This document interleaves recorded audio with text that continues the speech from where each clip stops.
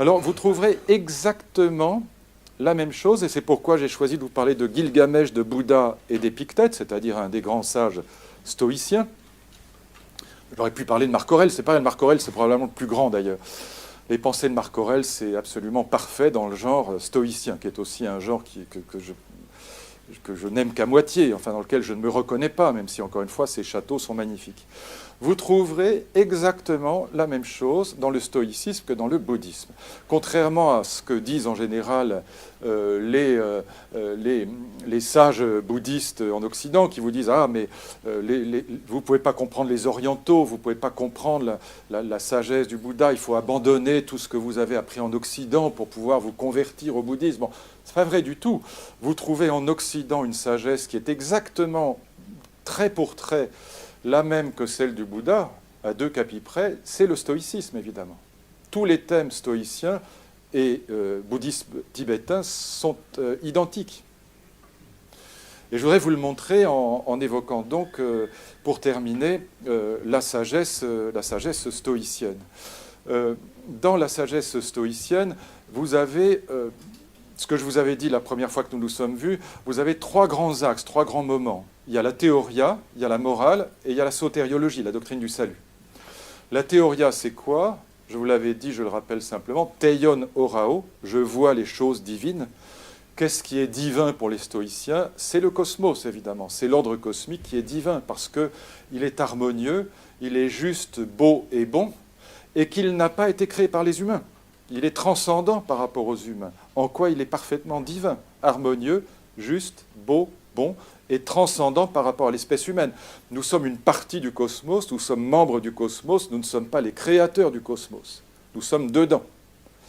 Et le rôle de la théoria, teion orao, c'est de percevoir, de contempler cette divinité du cosmos, cette divinité de l'ordre du monde, cette splendeur divine de l'organisation du monde, qui est comparable à un organisme vivant où chacun a sa place.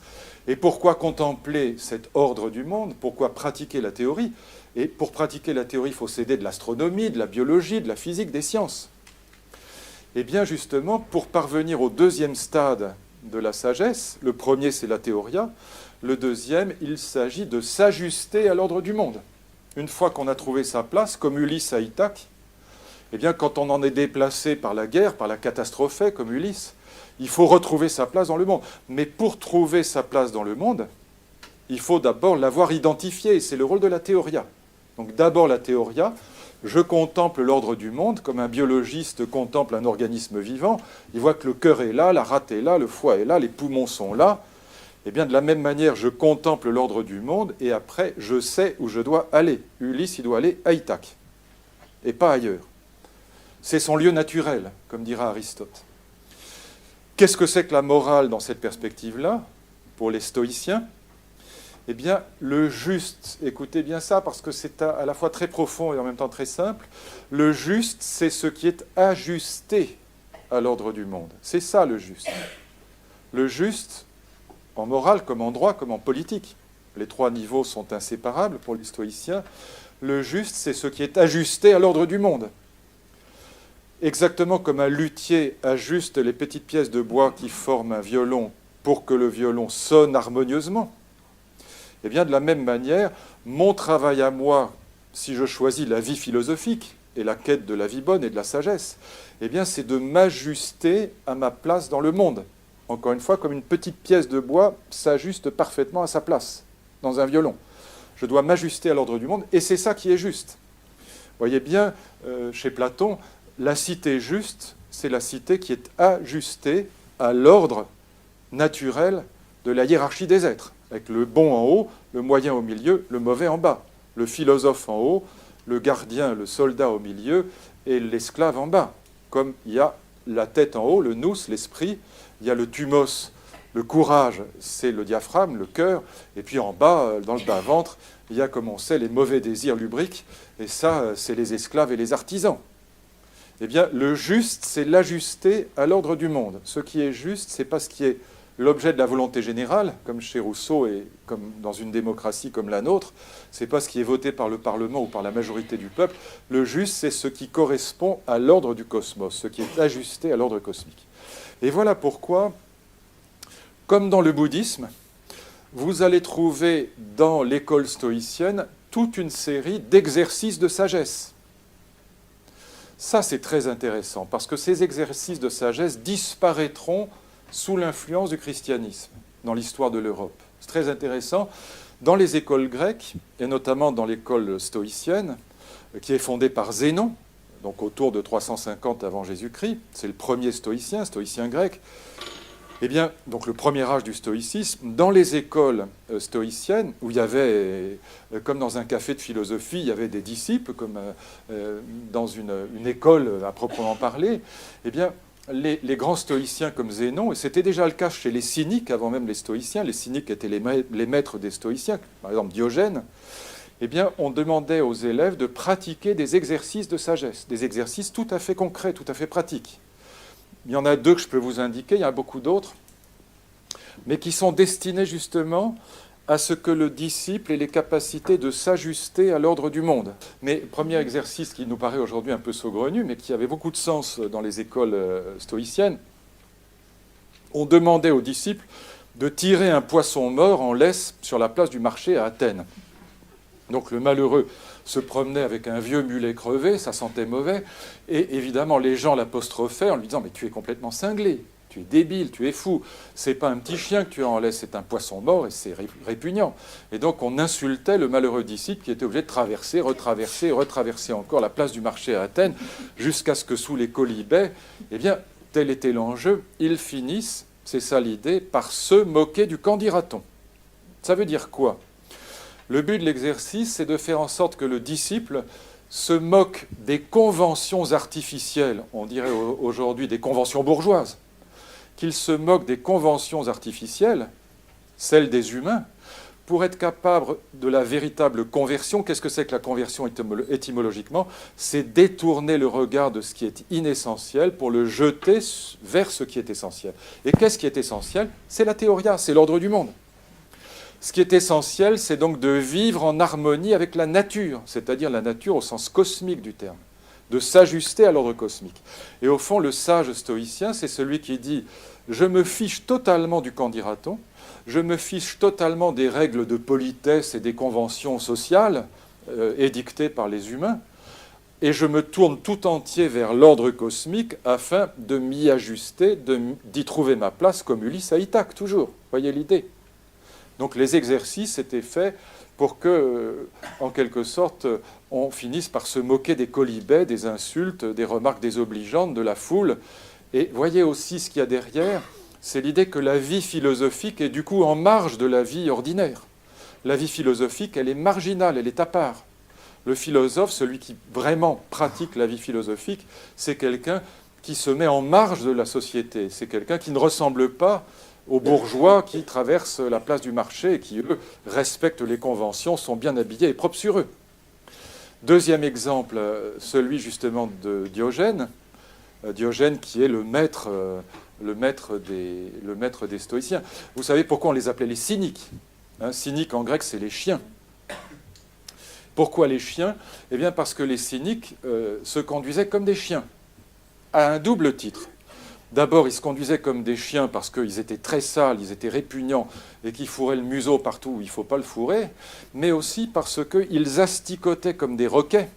Les gens sur les marchés, ils leur posaient des questions stupides, ils essayaient justement de les convertir, de les désembourgeoiser, on dirait aujourd'hui. Voyez, donc ils étaient doublement des chiens très sales et en même temps roquets provocateurs.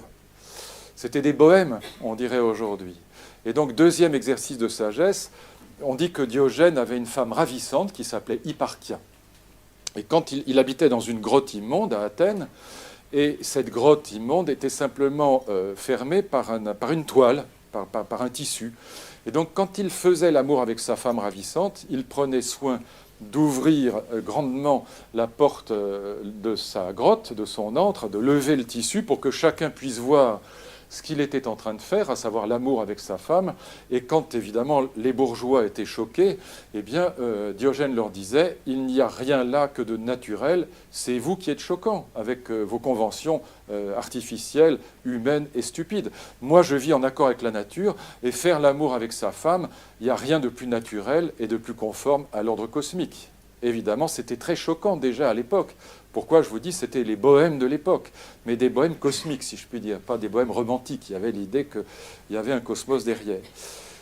Ça, c'est donc la morale, paradoxalement. Une morale qui se moque de la morale, comme dira Pascal plus tard. La vraie morale se moque de la morale. La morale des stoïciens et des cyniques, elle se moquait, pourrait-on dire aujourd'hui, de la morale bourgeoise. Et puis, dernier stade du stoïcisme, eh bien, premier point, évidemment, premier message pour aller cette fois-ci vers la soteriologie, vers la doctrine du salut, vers la vie bonne. Premier point, pratiquer le non-attachement, exactement comme chez les bouddhistes, c'est exactement la même idée. Épictète dit à son disciple, quand tu embrasses ta fille ou ton fils, dis-toi à l'oreille, il n'y a aucun mal à ça, ajoute-t-il. Dis-toi à l'oreille, il peut mourir comme le cratère de vin que j'ai laissé tomber par terre hier s'est fracassé sur le sol. Dès qu'un être est né, il est assez vieux pour mourir. Répète-le-toi tous les jours. Où vous retrouvez à la fois d'ailleurs le futur antérieur, on se répète constamment l'hypothèse de la mort, on y pense tous les jours, et vous retrouvez en même temps l'idée d'impermanence et de non-attachement. Tout passe, nos enfants ne vivront pas plus que le cratère de vin, ça finira par se casser, et par conséquent, il ne faut pas s'attacher. Dis-toi quand tu l'embrasses, répète-toi à satiété quand tu l'embrasses, qu'il peut, encore une fois, mourir d'une seconde à l'autre. On retrouve donc les mêmes idées, futur antérieur, non-attachement, impermanence. Deuxième idée qu'on retrouve, c'est évidemment l'idée que le sage est celui qui parvient à habiter le présent. Comme Ulysse, évidemment, qui est le modèle du stoïcisme, hein, l'Odyssée est le modèle des stoïciens, le sage est celui qui parvient à regretter un peu moins, à espérer un peu moins, à aimer un peu plus. Le sage est celui qui se débarrasse des illusions du passé et du futur et qui, du coup, est capable, s'arrachant aux nostalgies et aux espérances, il est capable d'habiter le présent, il est capable de se réconcilier avec le présent, ce que Nietzsche appellera très exactement amor fati. N'oubliez jamais que cette idée qui est absolument cruciale chez Nietzsche, qui est le sommet de la sagesse nietzschéenne, vous la trouvez déjà chez les stoïciens et chez les bouddhistes. Amor fati, amour du présent, amour de ce qui est là, amour du fatum, du destin. Réconciliation avec le présent.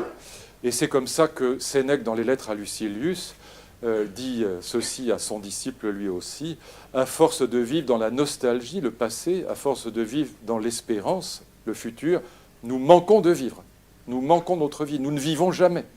Donc le sage est celui qui, comme Ulysse, parvient enfin à ne plus être dans la nostalgie d'Ithaque ou l'espérance d'Ithaque, mais dans l'amour d'Ithaque, c'est-à-dire dans le présent.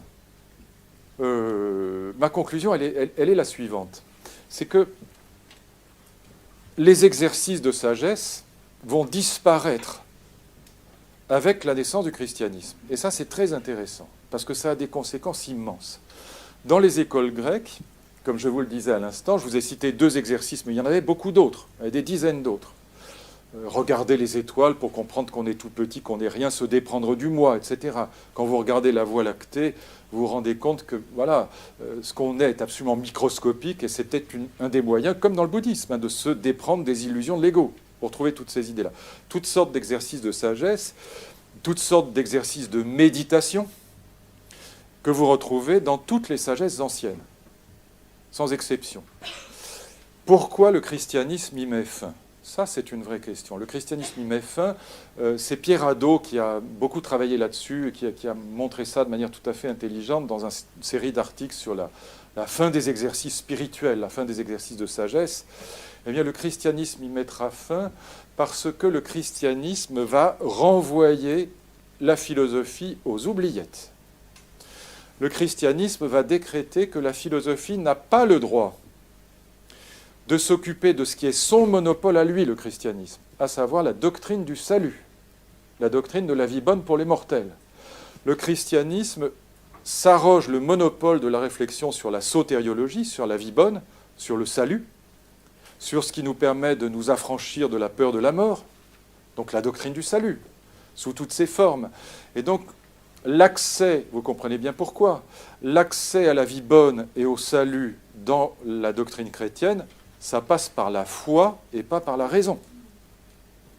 La promesse que nous fait Jésus dans le fameux épisode de la résurrection de Lazare, ce qu'on appelle Euangelia, évangile. Évangile veut dire Euangelia, c'est la bonne nouvelle, hein, c'est l'étymologie. La bonne nouvelle, eh bien la bonne nouvelle, c'est la nouvelle de la résurrection des corps, comme je vous le disais la dernière fois. Et donc cette bonne nouvelle, l'accès à cette bonne nouvelle, c'est la foi, c'est pas la raison. C'est pas par la raison que vous allez croire à la résurrection des corps, que vous allez croire que vous allez retrouver les gens que vous aimez après la mort. C'est par la foi que vous y arrivez. Et par conséquent, la doctrine du salut chrétienne, elle est profondément anti-philosophique à ce moment-là. Alors à quoi sert la philosophie dans la tradition chrétienne, puisqu'il y a des philosophes chrétiens, saint Augustin, saint Thomas, Pascal. Ce ne sont pas des philosophes, c'est des penseurs en vérité. Les mots ont un sens. Mais à quoi sert la pensée rationnelle? Saint Paul le dit déjà dans les Épîtres aux Corinthiens. Nous avons besoin de la raison, c'est-à-dire de la philosophie, pour deux motifs. Un, pour comprendre les Écritures saintes, et notamment interpréter les paraboles de l'Évangile, qui sont des paraboles cryptées. C'est comme les contes de fées, les paraboles de l'Évangile, ça parle à tout le monde, mais pas au même niveau. C'est comme un conte de fées, ça parle à nos enfants, mais un grand psychanalyste comme Bethlehem va les décrypter à un niveau qu'un enfant de 4 ans, évidemment, n'atteint pas. Et de la même manière, la parabole des talents, ça parle à tout le monde. Mais si vous voulez vraiment la comprendre, il faut aller beaucoup plus loin. Et donc, on a besoin de philosophie pour comprendre les Écritures saintes, pour les interpréter. Ça s'appellera l'herméneutique. Herméneutique, c'est Schleiermacher qui invente la première herméneutique, un livre qui s'appelle Herméneutique, Herméneutique. Herméneutique, ça vient d'Hermès. Hermès, c'est le messager des dieux, c'est l'interprète de la volonté des dieux auprès des hommes. Interprétation. Hein. Donc on a besoin de la raison pour comprendre les Écritures saintes, et ça s'appellera comment? La théologie, en vérité. Et puis, deuxième élément, on a besoin de la raison scientifique pour comprendre la splendeur du divin, c'est-à-dire la splendeur du monde, la splendeur de la création, et ça s'appelle les sciences. Pourquoi splendeur de la création? Parce que de la splendeur du monde, rien n'est mieux fait qu'un œil, rien n'est mieux fait qu'un organisme vivant, rien n'est plus beau qu'un coucher de soleil, etc. Eh bien, de la splendeur du monde, on inférera à la splendeur du Créateur du monde. Deux usages de la raison, interpréter les textes sacrés et comprendre la splendeur du monde pour en inférer la splendeur de Dieu. Mais pour la doctrine du salut, zéro. La doctrine du salut n'appartient pas à la raison, elle appartient à la foi. Mystère de la Trinité, etc. Et donc là, qu'est-ce que fait le christianisme? Et très violemment, il interdit aux philosophes, sous peine d'excommunication, voire sous peine de mort, il interdit aux philosophes de parler de la doctrine du salut, de parler de la vie bonne. C'est le monopole de l'Église. Et par conséquent, que va devenir la philosophie au Moyen-Âge? Elle va devenir ce qu'on appelle la scolastique, chers amis. La scolastique, c'est-à-dire une discipline scolaire. Et qu'est-ce que c'est que la scolastique? Eh bien, c'est une philosophie qui ne parle plus des questions dernières, c'est une philosophie qui ne parle plus de la vie bonne, c'est une philosophie qui ne parle plus du sens de la vie, c'est une philosophie qui se borne exclusivement à analyser les concepts. C'est ça, ce qu'on appellera philosophia generalis ou scolastique. On analyse les concepts de substance et d'accident, la beauté, le vrai, le bien, le mal, la justice, etc. La science, qu'est-ce que c'est? On analyse des concepts, mais surtout rien qui touche à la doctrine du salut, c'est-à-dire à la question de la vie bonne pour les mortels.